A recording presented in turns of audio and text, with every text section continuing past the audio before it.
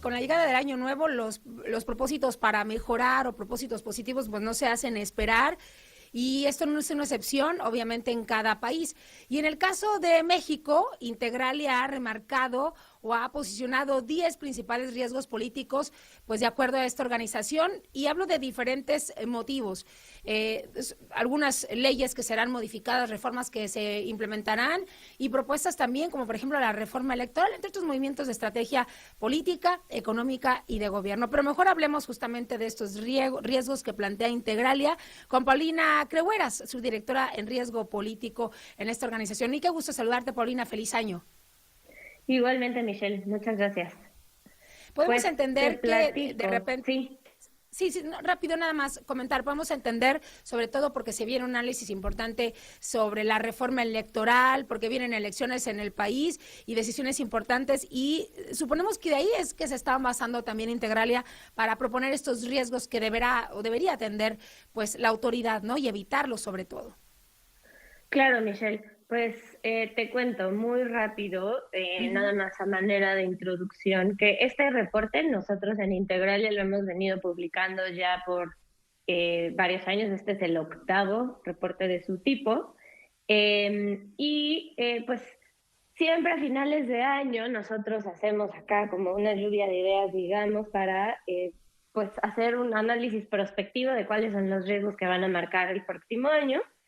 Y es que escogemos este top 10 o este top 10 dependiendo de cuáles son los riesgos que tienen mayor probabilidad de ocurrir y a su vez que tengan mayor impacto, sobre todo en el ambiente de negocios y para los inversionistas, porque los principales clientes de Integralia, nosotros somos una firma de consultoría de riesgo Uh-huh. político, nuestros principales clientes pues justamente son empresas e inversionistas, tanto nacionales como extranjeros.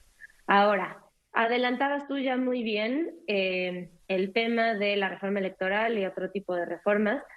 Te diría que estos 10 riesgos podemos agruparlos quizá en cuatro grandes grupos. Por un lado están aquellos que tienen que ver con la concentración de poder de este gobierno, ¿no? No voy a entrar en detalle de eso, ya todo el mundo sabe que pues Morena tiene control en el ejecutivo, en el legislativo, en el judicial, incluso ya también, pues al haber desaparecido muchos autónomos, ya ni siquiera hay ese tipo de contrapesos. Sí. Y entonces, teniendo este control de poder en todos los ámbitos, pues esto facilita que se aprueben reformas como la electoral, que de hecho este es el tema número uno en nuestro análisis, por los impactos que puede tener en la equidad de las campañas y pues en la democracia, ¿no? Esto implicaría todavía menos piso parejo para que otras fuerzas políticas puedan competir. Debilitar la competencia política y afianzar todavía más esta concentración de poder a la que me refiero.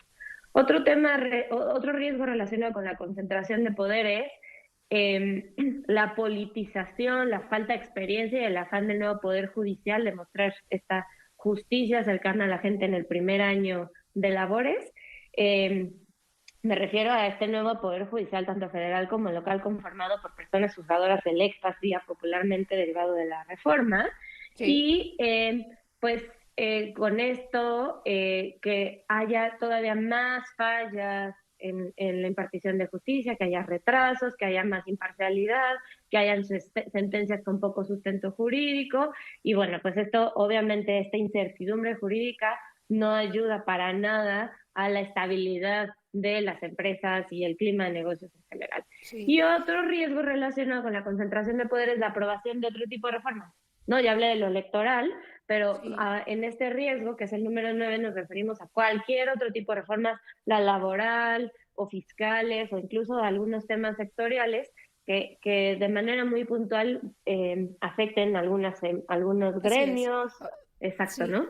A las Paulina, empresas y que, sí, sí, y justo porque lo mencionas, porque son una empresa también que asesora en esta materia, en lo económico, a las empresas y en técnicas para tomar decisiones importantes que no afecten, obviamente, la estructura de las empresas. Veo que dos de los riesgos que marcan también en esta lista de 10, uno es la renegociación del Tratado de Comercio con Canadá y Estados Unidos, y advierten que el principal riesgo ahí, por ejemplo, radica en que la revisión derive en un tratado funcionalmente más restrictivo restrictivo y menos equilibrado, en donde pues Estados Unidos se imponga, ¿no? Pero por otro lado también la situación política de Estados Unidos, este intervencionismo que ha venido reforzando en los últimos días. Así es, Michelle. Te hablaba de 3 o 4 grandes grupos de riesgos. Uno era el de concentración de poder. Otro se puede relacionar con los aspectos o el contexto exterior que afecta al contexto de México, ¿no? Y ya lo adelantabas muy bien tú. Dentro de estos riesgos que tienen que ver con temas exteriores están el tema de la revisión del TEMEC, que nosotros creemos que más que una revisión se puede tornar en una renegociación en la que México se vea obligado por las presiones de Estados Unidos a conceder mucho más de lo que debería con tal de mantener la vigencia del tratado. Y bueno, estos temas que tendría que conceder pues están relacionados, nosotros creemos que están relacionados con todo lo que, con lo relacionado con seguridad, el contenido regional de algunos productos, la contención a China y barreras de tipo no arancelario, ¿no? Entonces, pues este tema del TEMEC va a ser clave definitivamente para 2026 y este es nuestro riesgo número 2. Y también lo adelantabas tú, Sí. otro aspecto externo que nos impacta de manera muy directa en México tiene que ver con el aumento del intervencionismo de Estados Unidos en América Latina y bueno, pues aquí incluimos a México, ¿no? El fin de semana pasado se dieron estos hechos en Venezuela que justamente refuerzan este riesgo o comprueban que pues, esto es un tema muy, muy, muy importante. Se van a producir más tensiones diplomáticas por la postura del presidente Donald Trump respecto a qué tanto puede meterse en los gobiernos de otros países de Latinoamérica. Va a ser clave cómo reaccione nuestro gobierno Morena ante este tipo de acciones y pues puede haber escalamiento en estas tensiones con conflictos internos, malentendidos y bueno, pues esto claro que es un riesgo muy importante. Y están también los riesgos, perdóname Michelle, Sí. No, te interrumpí. justo estaba también por pasar o darle un poco un vuelco a lo del Tratado de Comercio con algo que ustedes puntualizaban, que es la conflictividad social en nuestro país. Y quiero suponer, Paulina, subdirectora, que ahí se referían, por ejemplo, a los recientes bloqueos carreteros de productores, ¿no? A nivel nacional, que vino a retrasar o a limitar de cierta manera la forma en la que se mueven los productos dentro de nuestro país. Lo dices muy bien. Otro grupo de riesgos son los de tipo social y aquí entran, por supuesto, los de conflictividad social y lo que tiene que ver con seguridad. En conflictividad social me voy a detener un segundo porque este riesgo sí es un tanto novedoso respecto a otros riesgos que hemos venido señalando en el sexenio pasado. La conflictividad social en el gobierno del expresidente López Obrador se mantuvo en un nivel bajo porque los grupos que normalmente salían a las calles a protestar eran estos grupos que lo apoyaban y que de una u otra manera pues no tenían quejas, ¿no? Porque el gobierno les estaba dando lo que pedían. Sin embargo, ahora el contexto es diferente porque el gobierno ya no tiene el dinero que tenía antes, entonces estas peticiones no son tan fáciles de atender.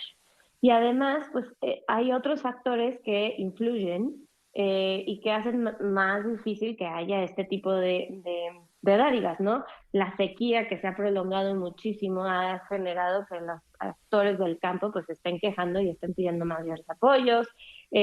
Los actores económicos externos influyen en, por ejemplo, que se tenga que subir las cuotas de transporte, la gasolina, el tema de los maestros, lo que ganaban ahora les alcanza para menos o ya se cansaron de recibir lo mismo. Entonces, pues sí, estos grupos que siempre se han caracterizado por manifestarse en las calles estuvieron de alguna manera contentos y dormiditos en el sexenio previo, pero ahora pues van a empezar a manifestarse más. De hecho, ya hubo ejemplos o pruebas de ello a finales del año pasado, ya lo advertías tú, y esto tiene implicaciones bien importantes para las rutas logísticas.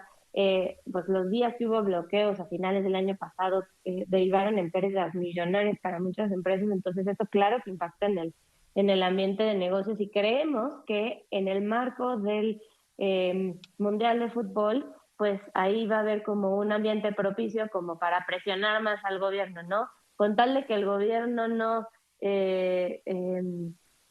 tenga que pagar con las consecuencias de este tipo de marchas que afecten el día a día de este Mundial de Fútbol, el turismo, etcétera, pues entonces van a... Sí, podrían tomar decisiones muy aceleradas, ¿no, Paulina? También. Y lo peor del caso es que muchos de estos riesgos que ustedes bien remarcan se generaron ni siquiera en este sexenio, ¿no? Vienen arrastrándose desde la administración, incluso anteriores, Peña Nieto, Andrés Manuel López Obrador, y le tocan este gran reto a la presidenta Sheinbaum, y en este 2026, y encima este complicado escenario con Donald Trump. Entonces esto va a medir mucho a la presidenta y su capacidad, sin duda, porque estas decisiones, si bien las plantea Integralia, también se ven beneficios directos en caso de tomar muy buenas decisiones a la sociedad. Pues ya veremos cómo reacciona el gobierno. Ojalá nos des, Paulina, la oportunidad de seguir analizando este tema, los riesgos, y a ver qué decisiones van tomando las autoridades para pues mitigar los efectos de pues posibles manifestaciones o decisiones que no son convenientes políticas ni económicas para México. Así es, Michelle, lo dices muy bien. Los riesgos también se pueden convertir en oportunidades y por eso nosotros a nosotros nos gusta publicarlos, hacerlo, o sea, sacar este reporte justo para llamar a la reflexión y que igual, y pues si el gobierno lo ve, pueda estar un poquito más consciente de las consecuencias negativas que tiene y corregir. Bien, pues con gusto pues lo platicamos mucho. Y estamos a la orden. Gracias, Paulina, como siempre, un abrazo y feliz año. Igualmente, Michelle, gracias a ti. Después de esta charla con Integralia, vamos a una pausa. Ya regresamos a Fórmula Noticias.